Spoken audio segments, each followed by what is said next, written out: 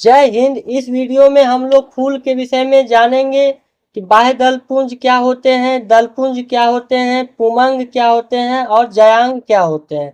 इसको एक एक करके अच्छी तरह से समझने का प्रयास करते हैं। तो सबसे पहले हम लोग देखते हैं कि फूलों के अध्ययन को एंथोलॉजी कहा जाता है। इसको ध्यान में रखिएगा, फूलों के अध्ययन को एंथोलॉजी कहा जाता है। अब देखते हैं फूल जो होते हैं यह पौधों का जनन अंग होता है। फूल, इसको ध्यान में रखिएगा, फूल जो है वह पौधों का जनन अंग होता है और इसका मुख्य कार्य जो होता है वह होता है फल का निर्माण करना। फूल का मुख्य कार्य फल का निर्माण करना होता है। अब फूल के भाग को देखते हैं। देखिए, फूल का जो होता है 4 भाग होता है: बाह्य दलपुंज, दलपुंज, पुमंग और जयांग। इसको एक एक करके देखते हैं। तो सबसे पहले बाह्य दलपुंज को देखते हैं। उससे भी पहले आप जब ध्यान दीजिएगा कि फूल के नीचे एक कटोरा साइज का रहता है। आप अगर देखिएगा फूल को ध्यान से, सबसे नीचे वाला भाग जहाँ से फूल शुरू होता है उसके वहां पे आपको एक कटोरा कटोरा टाइप का दिखेगा। वह जो है उसको पुष्पासन कहते हैं। पुष्प जिस पे आसन धरते हैं उसी को पुष्पासन कहते हैं। तो यह आपको सभी फूल में दिखेंगे। यही पुष्पासन के जस्ट ऊपर पे आपको हरा कलर का एक पट्टी टाइप का चारों साइड से दिखेगा, हरा कलर का।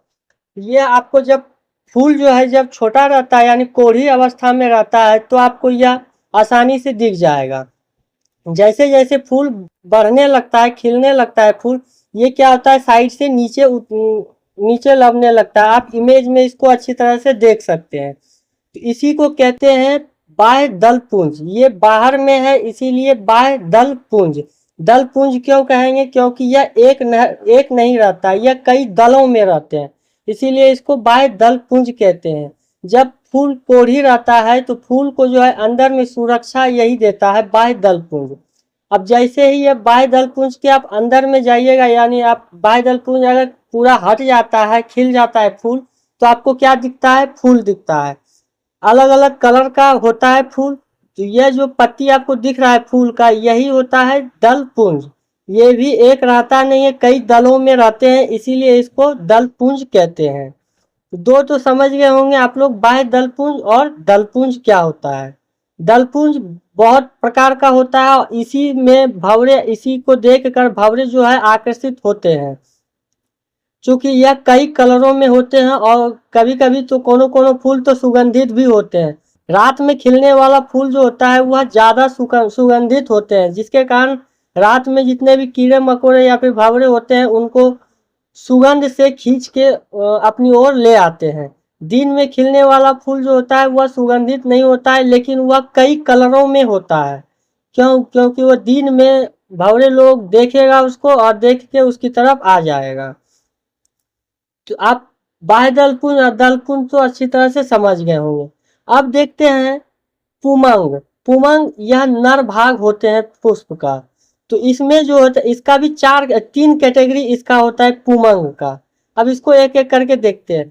तो पुमंग, आपको कोई भी फूल उठाइए, सबसे ज्यादा आपको पुमंग यानी नर भाग आपको दिखेंगे। लंबा लंबा डंटी टाइप का उठा हुआ फूल के बीच में यह रहता है। तो यह कई संख्या में पाए जाते हैं। सबसे ज्यादा नर ही पाया जाता है। अगर आपको पूछेगा कि फूल में नर भाग ज्यादा होता है या मादा भाग, तो आप कहिएगा नर भाग ज्यादा होते हैं। तो इसका 3 प्रकार होते हैं। आपको डंटी टाइप का जो नीचे से ऊपर की ओर जाते हुए दिख रहा है, इसको कहते हैं पुंकेसर। ये जो लंबा ऐसा डंटी दिख रहा है इसी को कहते हैं पुंकेसर। अब फिर जो खोपड़ी पे दिख रहा है माथा जो इसका है, ये माथा को कहते हैं पराग कोश। और इसी के ऊपर पे बैठा रहता है पराग कण। तो आप समझ में आ गया, डंटी है तो वह पुंकेसर हो गया। फिर पराग कोश, और इसी पराग कोश के ऊपर पे बैठे रहते हैं पराग कण। अब हम लोग मादा भाग को देखते हैं जिसको जायांग कहते हैं। यह भी 3 भाग में बटा हुआ रहता है। नीचे से जैसे ही ऊपर जाएगा तो नीचे वाला भाग को अंडाशय कहते हैं। सबसे नीचे में यह रहता है अंडाशय। आप इमेज में इसको देख पाते होंगे अच्छी तरह से। ये नीचे वाला भाग अंडाशय हो गया। और जैसे ही अंडाशय से ऊपर जाएगा तो उसको कहते हैं वर्तिका। अंडाशय से ऊपर गया उसको कहेंगे वर्तिका। अब पूरा एकदम ऊपर में आप देखिएगा जो मुंह होता है इसको कहते हैं वर्तिकाग्र। वर्तिकाग्र इसको कहते हैं। यहाँ पे चिपचिपा पदार्थ पाया जाता है वर्तिकाग्र के पास। तो देखिए पराग कण अगर वर्तिकाग्र तक पहुंचता है तो उसको कहते हैं परागण।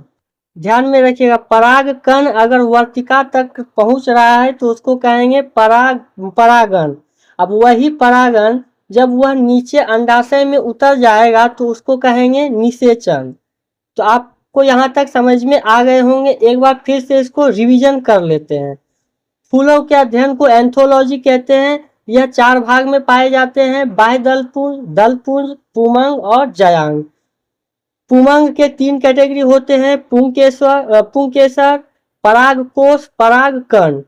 मादा जिसको जयांग कहते हैं इसका भी 3 भाग होता है। अंडाशय सबसे नीचे वाला भाग होता है, फिर ऊपर जाइएगा वर्तिका, फिर सबसे ऊपर वाला भाग जो मुंह होता है जो खोखला टाइप का होता है इसको कहते हैं वर्तिकाग्र।